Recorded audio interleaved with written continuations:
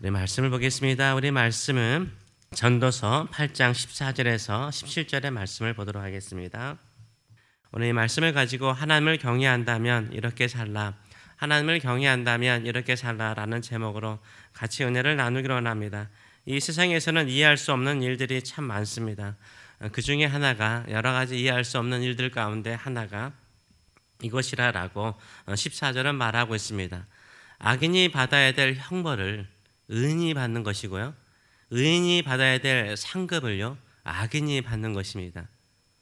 이것이 참 헛되고 이상하다는 것입니다.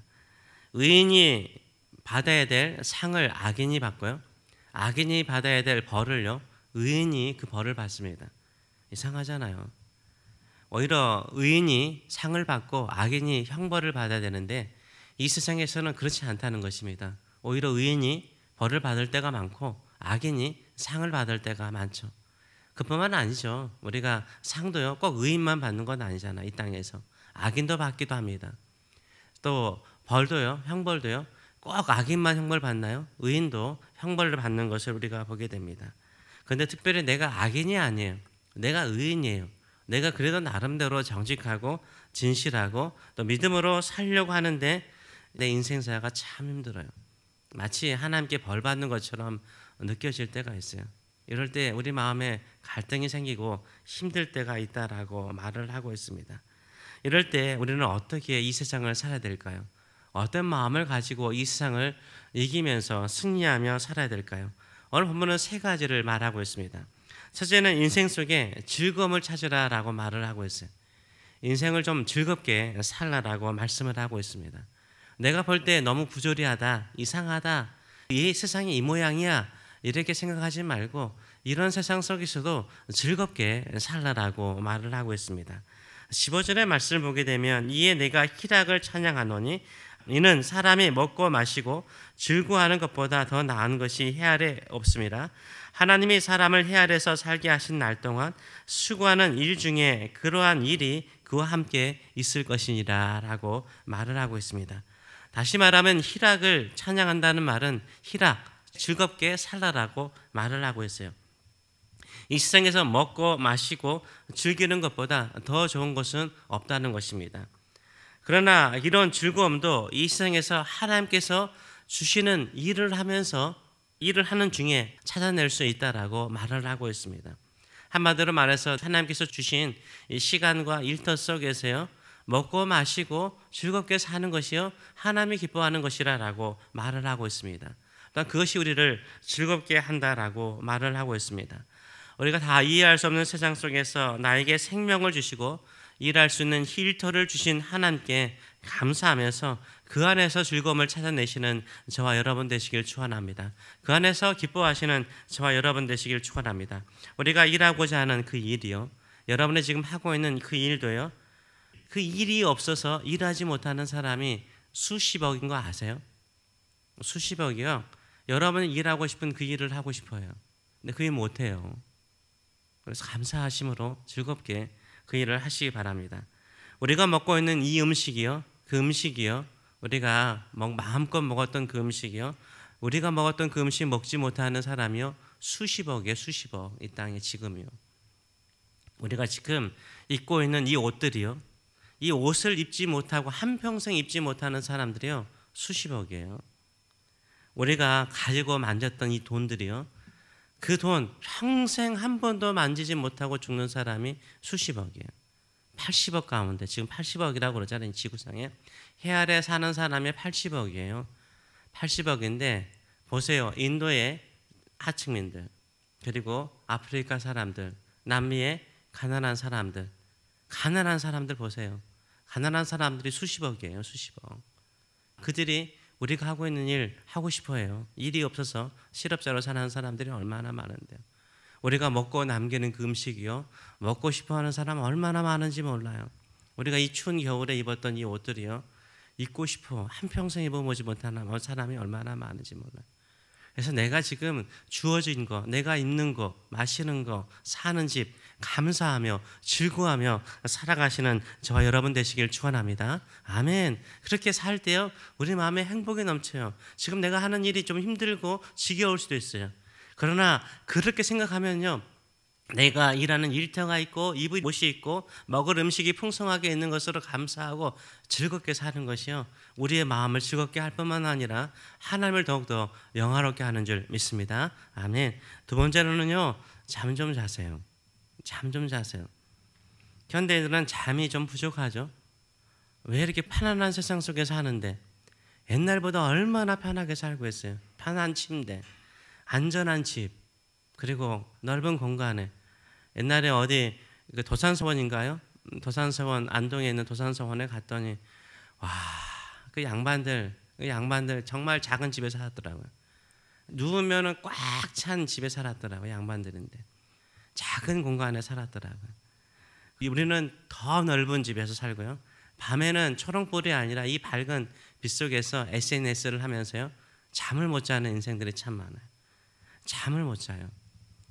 16절의 말씀을 보게 되면 내가 마음을 다하여 지혜를 알고자 하며 세상에서 행해지는 일을 보았는데 밤낮으로 자지 못하는 자도 있도다 라고 말을 하고 있어요. 일만 열심히 하는, 이 일만 하다가 잠도 자지 못하는 일 중독자들이 이 당시에도 있었나 봐요. 일만 하는 일 중독자들이 꽤 많다라고 말을 하고 있습니다. 일 중독자들은 여러분도 알다시피요, 뭔가 하지 않으면요 불안해요. 불안장애예요. 그래서 일 중독자들은 불안장애예요. 안 하면 뭔가 불안해요. 안 하면 망할 것 같아요. 그래서요, 이런 사람들은요 약간 완벽주의예요. 안 하면 뭔가 안 된다라고 생각하기 때문에 완벽주의에 빠져요. 완벽주의는 뭐죠? 내가 해야 된다라는 생각이 되게 강해요. 내가 해야 된다는 거예요. 남이 하면 불안해요. 내가 반드시 해야 돼. 그래서 완벽하게 해야 돼요. 그런데 오늘 본문이 계속 말하는 것이 뭡니까? 이 세상사는 완벽하지 않다는 거예요. 다 이해할 수 없다는 거예요. 우리가 다 알고 사는 세상이 아니라는 거예요. 세상이 완전하지 않는데, 우리가 세상을 완전하게 이해하지 못하는데 내가 사는 삶이 완전할 수 있을까요? 내가 하는 일이 완전할 수 있을까요? 완전하지 못해요.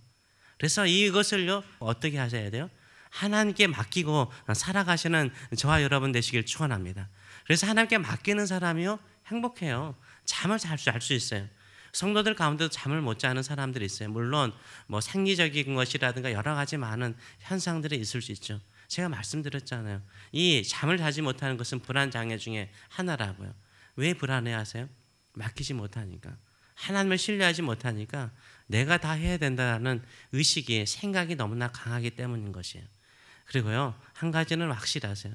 이렇게요, 잠을 잘 자는 사람이 건강한 거 아시죠? 스트레스 받는 사람은 잠 못 자요. 스트레스가 없는 사람은 잠 잘 자요.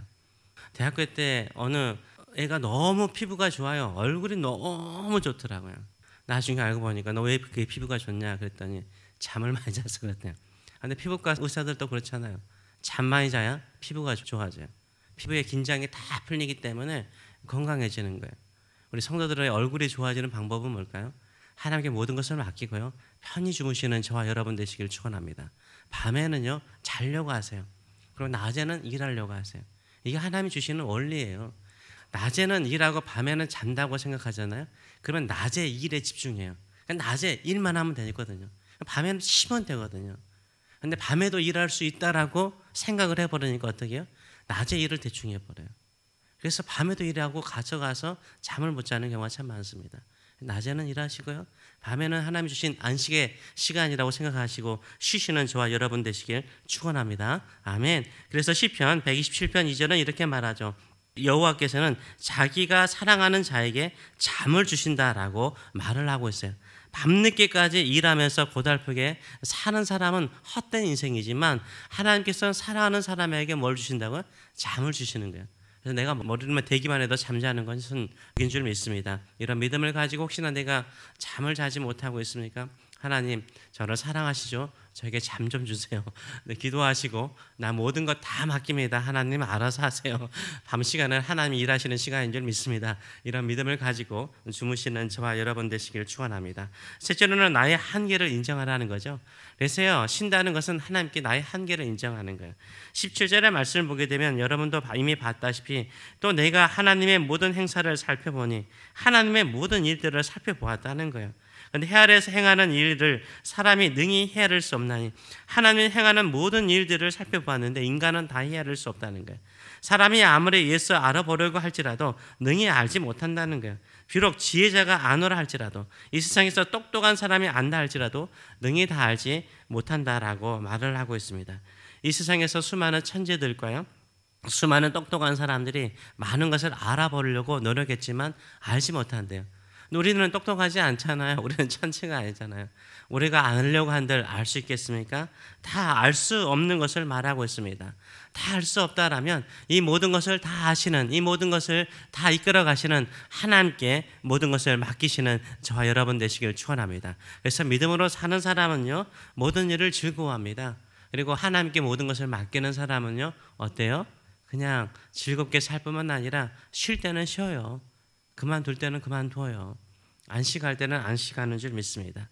나의 한계를 인정하시고 나의 지식이라든지 나의 능력의 한계를 인정하시고 하나님의 일하심에, 하나님의 능력에 모든 것을 맡기고 살아가는 저와 여러분 되시길 축원합니다. 그래서 기도하는 시간이 안식의 시간이라고 생각을 해요.